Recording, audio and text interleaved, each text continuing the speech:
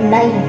म्हणून मग आता काय करायचं, नाराजी जातात त्या कंसाची बुद्धी भ्रमिष्ट करतात आणि कंस जातो आणि ते जे बालक असतं त्या बालकाला तेथे शिळेवर आपटून मारून टाकतो. असे या देवकीचे 6 पुत्र या कंसाने मारलेले आहेत. त्यानंतर 7वा जो गर्भ आहे तो भगवंताच्या कृपेने, भगवंताच्या मायेने तो गर्भ रोहिणीच्या गर्भामध्ये जाऊन स्थित करतात.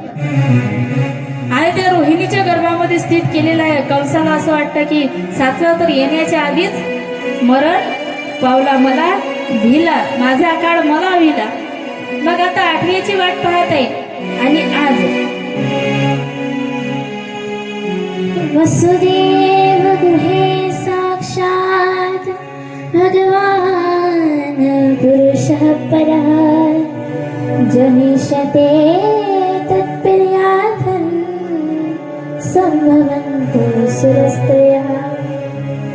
आणि आज वसुदेवजी महाराज यांच्या घरी, यांच्या या कारागृहामध्ये आज सुंदर असा बालक जन्माला येतो. अष्टमीची रात्र आहे आणि श्रावण महिना आहे. रात्रीचे 12 वाजलेले आहेत आणि भगवंता जन्म घेतात, चतुर्भुज रूप धारण करतात.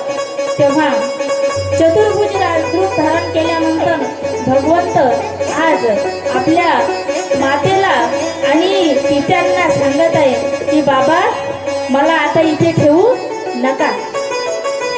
आज देवकी माता भगवंताजवळ प्रार्थना करते, भगवंता चतुर्भुज कधी कोणतं बाळ असते का?